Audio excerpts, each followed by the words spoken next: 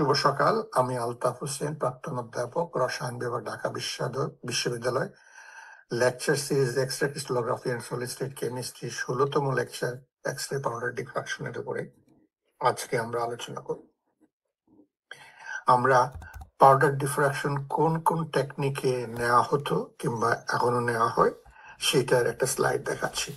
আমরা প্রথম প্যাটার্নটা হলো, আমরা যদি ডিভাইসের ক্যামেরা দিয়ে নেই এইরকম একটা প্যাটার্ন, কোন স্যাম্পলের? সিলিকন স্যাম্পলের। আর দ্বিতীয়টা হলো, আমরা ফোকাসিং ক্যামেরা দিয়ে যখন নেই তখন এই একই স্যাম্পল সিলিকনের পাউডার প্যাটার্ন। আর তৃতীয়টা ডিফ্রাক্টোমিটার দিয়ে, এক্সরে পাউডার ডিফ্রাক্টোমিটার দিয়ে যদি নেই তাহলে এইরকম স্যাম্পল। তো এখানে স্পষ্ট একটা খুবই ভালো স্যাম্পল, পাউডার স্যাম্পল সিলিকনের, যেটা তিনটা টেকনিক দিয়ে নেওয়া হয়েছে। এবং লক্ষ্য করা যাবে যে ডিভাইসের টাইম কনজিউমিং, 3 ঘন্টার আগে এইরকম প্যাটার্নটা আসে নাই। এবং আমরা যদি গিনিয়া ফোকাসিং ক্যামেরা নেই তাহলে দেখেন মাত্র ওই একই স্যাম্পল 15 মিনিটের ব্যাপার। আর যদি আমরা ডিফ্রাক্টোমিটার দিয়ে নিই 15 মিনিটের আরো কম। তো আমি প্রথম এই প্যাটার্ন গুলা দেখালাম। এখন আমরা এই পাউডার প্যাটার্নকে কিভাবে অ্যানালাইসিস করব তার উপরে কথাবার্তা বলছি। এই স্লাইডটাতে আমরা দেখাচ্ছি যে প্রথমে বলতেছি ক্রিস্টালাইন ম্যাটেরিয়াল, তাদের পাউডার, তাদের ফিঙ্গারপ্রিন্ট, এইটা প্রথম বলতেছি। তো এক্সরে পাউডার প্যাটার্নটা দুইটা মেইন ফ্যাক্টরের উপর নির্ভর করে। কি কি মেইন ফ্যাক্টর? একটা হলো size and shape of unit cell, আর একটা হলো atomic number and position of the atoms in the cell. এই দুইটার উপরে নির্ভর করে। আচ্ছা, কিন্তু আমরা জানি যে প্রত্যেক ম্যাটেরিয়াল, ক্রিস্টালাইন ম্যাটেরিয়ালের পাউডার প্যাটার্ন ইউনিক। এমনকি আমরা দুইটা ম্যাটেরিয়াল যদি নেই যাদের ক্রিস্টাল স্ট্রাকচার প্রায় সেম, তারপরেও ওই দুই ম্যাটেরিয়ালের পাউডার প্যাটার্ন দেখবো ডিস্টিংক্ট পাউডার প্যাটার্ন। কি কারণে? দুই ম্যাটেরিয়ালের যখন অ্যাটমের পজিশন সেম না, atom different, position different, same. একটা এক্সাম্পল আমরা নিচ্ছি এখানে। এক্সাম্পলটা কি? X ray powder pattern diffraction data analysis করে আমরা potassium fluoride, potassium chloride and potassium আয়োডাইডের প্যাটার্নটা দেখাচ্ছি, ডি ভ্যালুস। আর কি দেখাচ্ছি? এই প্লেন অফ অ্যাটমস। এটা আগে আমরা আলোচনা করেছি, ডি ভ্যালু কি, প্লেন অফ অ্যাটমস কি, এগুলো আলোচনা করেছি। আমরা এখানে পটাশিয়াম ফ্লোরাইডের ডি ভ্যালুস দেখতেছি 1 অন প্লেনের, তা দেখতেছি 200 প্লেন, 220 প্লেন এন্ড এটসেট্রা। আমরা ইন্টেন্সিটিও দেখতেছি, এই 1 অন প্লেনের ইন্টেন্সিটি 29, 100, 63, এই and so on. এখন আমরা যদি দেখি যে পটাশিয়াম ক্লোরাইড সেম ক্রিস্টাল স্ট্রাকচারে বিলং করে, কিন্তু ম্যাটেরিয়ালটা ফ্লোরাইডের জায়গায় ক্লোরাইড আছে। দেখেন পাউডার প্যাটার্নটা ডিফারেন্ট। এখানে আমরা 1 প্লেনের ইন্টেন্সিটি এমনকি করতে পারি না, মেজারেবলই না। সিমিলারলি 311 এর intensity for potassium chloride measurable না। তো এইখান থেকে দেখা গেল যে আমরা সেম ক্রিস্টাল স্ট্রাকচার, আবার বলছি সেম ক্রিস্টাল স্ট্রাকচারের ডিফারেন্ট ম্যাটেরিয়ালের পাউডার প্যাটার্ন ডিফারেন্ট। যার জন্য আমরা বলতেছি পাউডার প্যাটার্নটা প্রত্যেক ম্যাটেরিয়ালের একটা ইউনিক প্রপার্টি, যে প্রপার্টিটা কাজে লেগে আমরা ম্যাটেরিয়াল সায়েন্সের অনেক কাজ করতে পারি। এই জিনিসটা মনে রাখার দরকার আমাদের। আচ্ছা, তারপরের স্লাইডে যাই। এখানে কি বলতেছি? আমরা পাউডার আননোন ক্রিস্টালাইন ম্যাটেরিয়ালকে অ্যানালাইসিস করবো কি করে পাউডার প্যাটার্নে। তো এটা মোটামুটি সোজা, কিন্তু তারপরে একটু ভালো নজর না দিলে দেখা যাবে যে একটু কমপ্লিকেশন হয়ে গেছে, ভুল অ্যানালাইসিস করে ফেলছি ইত্যাদি ইত্যাদি। তো সোজা কি কারণে? এই কারণে সোজা যে লাইব্রেরি অফ স্ট্যান্ডার্ডস আছে ম্যাটেরিয়ালসের। আমরা এই লাইব্রেরি অফ স্ট্যান্ডার্ডের সাথে কম্পেয়ার করে আননোন ম্যাটেরিয়ালসের আইডেন্টিফাই করতে পারি। আননোন সলিড ম্যাটেরিয়ালস যেটা পাউডার প্যাটার্ন আছে সেটা আইডেন্টিফাই করতে পারি। কেন আমরা একটু আগে বলছি যে প্রত্যেকটা সলিড ম্যাটেরিয়ালের ইউনিক পাউডার প্যাটার্ন থাকে, যেরকম আমাদের লোকজনের ইউনিক ফিঙ্গারপ্রিন্ট থাকে সেরকম ইউনিক পাউডার প্যাটার্ন থাকে। তো এইটাকে সিস্টেমেটিক করার জন্য হানাওয়াল 1936 সালে প্রথম চেষ্টা করেন ডিভ্যালু আর রিলেটিভ ইন্টেন্সিটি দিয়ে পাউডার প্যাটার্ন ক্যারেক্টারাইজ করে ডাটা সেট কালেক্ট করতে, এবং তিনি তিনার কলিগদের নিয়ে প্রায় 1000 পাউডার সলিড মেটেরিয়ালস আর crystalline solid material data set collect করেছিলেন। 1941 সালে হলো কি ASTM, American Society for Testing Materials, ASTM cards collection শুরু হলো, এবং সেইটাকে ধরে নেওয়া হলো যে আমাদের লাইব্রেরি অফ স্ট্যান্ডার্ড লাইব্রেরি, এবং সেখান থেকে আমরা ম্যাটেরিয়াল আইডেন্টিফাই করা কিংবা কম্পেয়ার করা এটা শুরু করতে পারি। আবার এটা 1969 সালে এসে এটা অন্য নামে চলে আসলো। সেই নামটা কি joint committee of powder diffraction standards, joint committee of powder diffraction standards, JCPDS file বলা হয়, কিংবা powder diffraction file, PDF file. সেটা কি কি ম্যাটেরিয়াল আমরা এখন পাই, যে এলিমেন্টের, এলোয়েজ এর, ইনঅর্গানিক কম্পাউন্ডস এর, মিনারেলস এর, অর্গানিক এন্ড অর্গানোমেটালিক ফেজেস, এইভাবে ক্লাসিফাইড করে পাউডার প্যাটার্নস আছে। এখন আমি নেক্সট স্লাইডে একটা JCPDS কার্ড দেখাবো। না সরি, কার্ড না দেখিয়ে আমি প্রথম একটা কাজ করি। আমরা দুইটা ফেজ, দুইটা ম্যাটেরিয়ালস এক্সরে নেব মনে করেন। তো দুইটা ম্যাটেরিয়ালস এক্সরে নিলাম, এই এক্সরে প্যাটার্নটা এখানে আমি দেখাচ্ছি। কি ম্যাটেরিয়াল? একটা হলো অ্যালুমিনিয়াম নাইট্রাইড, আর একটা স্ট্যান্ডার্ড ঢুকাই দিয়েছে সিলিকন এখানে। তো আমরা স্পষ্ট দেখতেছি সিলিকনের পিক গুলা, এই যে সিলিকনের পিক, এই সিলিকনের পিক, এই যে একটা সিলিকনের পিক, এরকম 6টা সিলিকনের পিক স্পষ্ট আছে, খুব স্পষ্ট ভাবে আছে। বাকিগুলা সব অ্যালুমিনিয়াম নাইট্রাইড, এবং অ্যালুমিনিয়াম নাইট্রেট হেক্সাগোনাল স্ট্রাকচার, আমরা এই অ্যালুমিনিয়াম নাইট্রেটের বাকি সব পিক গুলা পাচ্ছি। সুতরাং একটা মিক্সচার যদি আমাদের থাকে, সেই মিক্সচারকে আমরা সুন্দরভাবে আইডেন্টিফাই করতে পারবো, এবং পাউডার প্যাটার্নে with the help of standard. এটা হলো কোয়ালিটেটিভ অ্যানালাইসিস করছি আমরা। এই হলো একটা JCPDS পাউডার কার্ড। তো এখানে কতগুলো কলাম আছে, আমরা সেই কলামগুলো নিয়ে একটু আলোচনা করি। যে ফার্স্ট এইটা একটা নাম্বার, এটা হলো PDF নাম্বার। কোন ম্যাটেরিয়ালের নাম এই 4 নম্বর কলামে দেওয়া আছে, সোডিয়াম ক্লোরাইডের, এবং এটার মিনারেল নেমটা দেওয়া আছে হ্যালাইট। এই আর এইখানে কি করা আছে, এই যে কলাম ও 1, এটা গেল কলাম 2 থেকে এইটুকু পর্যন্ত যেটা আছে, স্ট্রংগেস্ট 3টা ডিভ্যালু লাইন্স আছে এখানে, এই যে স্ট্রংগেস্ট 3টা ডিভ্যালু লাইন্স আছে। তো এই হলো কলাম রেফারেন্স।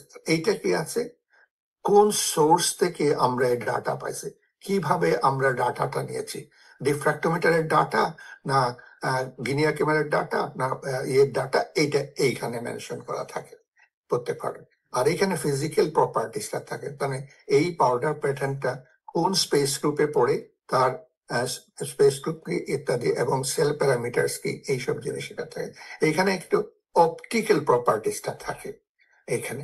আর এই জায়গাটাতে কি থাকে, এই যে 8 নম্বর রথে, সেটাতে থাকে যে আমরা এটা কোন সোর্স থেকে পাইছি, এটা রিক্রিস্টালাইজ করছে কিনা, করলে কোন ডিগ্রিতে করছে, সিনথেটিক ইনফরমেশনটা থাকে এখানে, এবং কোথায় এটা পাবলিশ হয়েছে, যেটা এখানে এই জায়গায় এটা পাবলিশ হয়েছে, ন্যাশনাল ব্যুরো অফ স্ট্যান্ডার্ডস এর সার্কুলার এইটা পাবলিশ হয়েছে।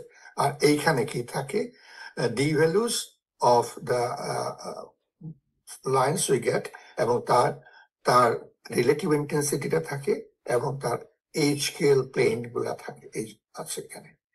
এবং সবচেয়ে বড় কথা, একটা বড় জিনিস মনে রাখতে হবে, এইখানে একটা সাইন থাকে, এখানে যেমন এইটাতে একটা স্টার দেওয়া আছে। এই স্টার মিনস হলো এটা হাই কোয়ালিটি ডাটা। আচ্ছা, হাই কোয়ালিটি বলতে আমরা এই ডাটাটা রেকর্ড করা হয়েছে উইথ হাই স্ট্যান্ডার্ড, রেকর্ড করা হয়েছে ডাটাটা, তো ডাটাটা হাই কোয়ালিটি ডাটা।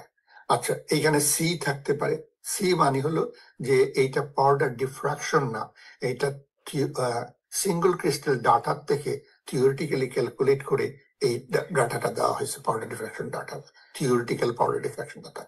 আর ও যদি থাকে তাহলে এটা ডাটাটা রিলায়েবল না, তো এই ধরনের ইনফরমেশন আমরা এই কার্ড থেকে পাই।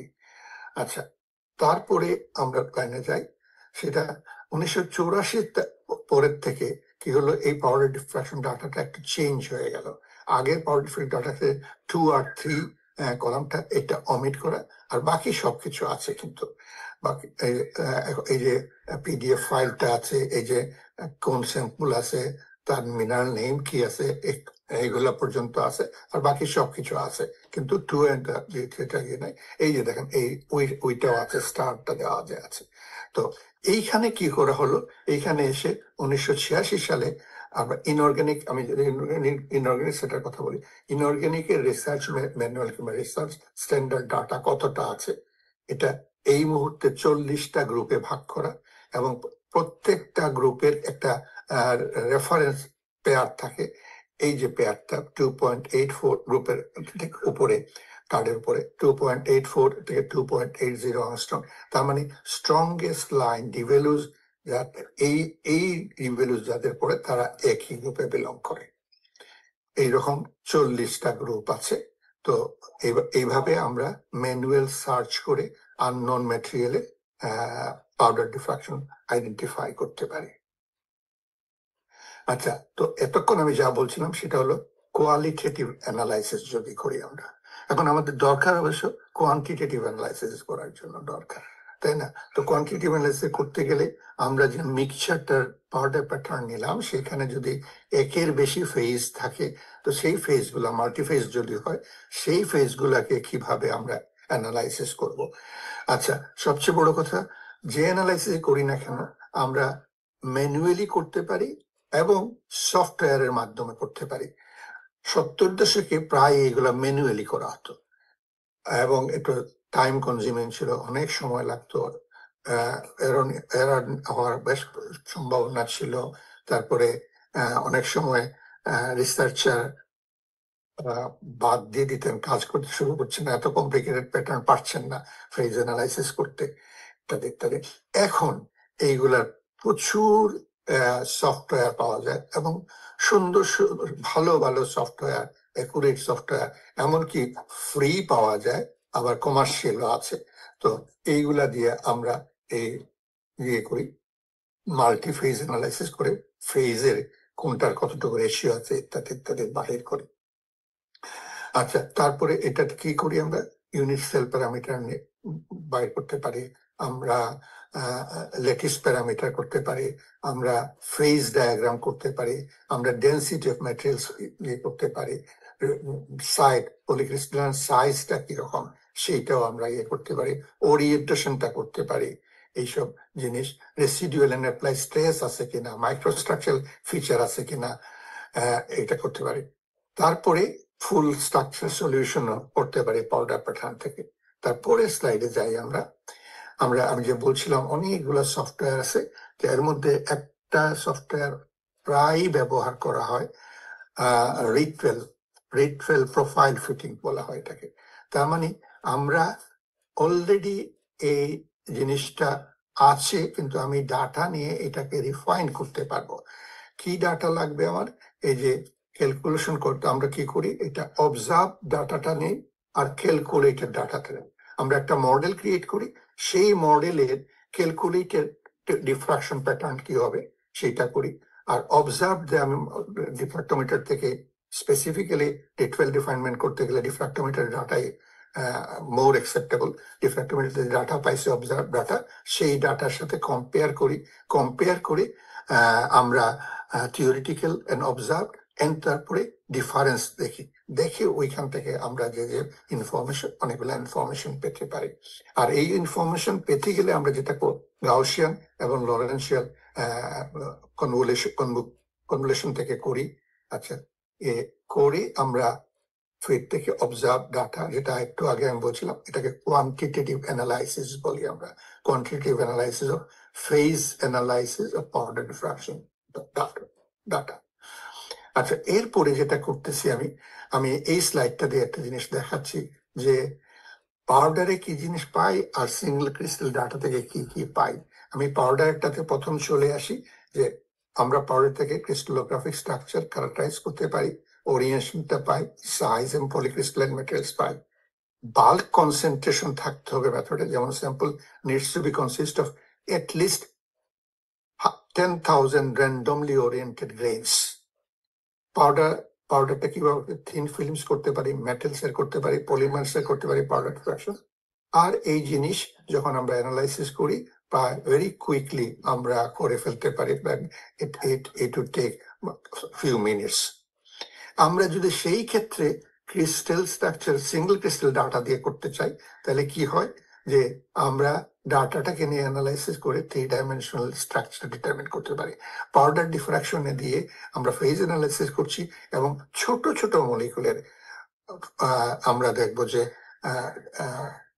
3 ডাইমেনশনাল স্ট্রাকচার করতে পারতেছে, but there is very much limitation 3 dimensional structure determine করার জন্য powder diffraction has got limitations, but single ক্রিস্টালের জন্য 3 ডাইমেনশন স্ট্রাকচার ডিটারমিনেশনটা limitation, we get actual exact 3 dimensional structure.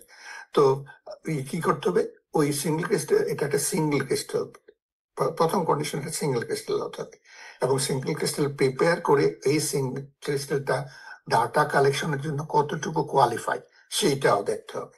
আচ্ছা, তো আমরা অ্যানালাইসিস করতে পারি কি organic, inorganic and biological molecules. এখন বড় একটা সেকশন হচ্ছে প্রোটিন ক্রিস্টালোগ্রাফি, এটাকে আমরা বায়োলজিক্যাল মলিকুলস বলছি।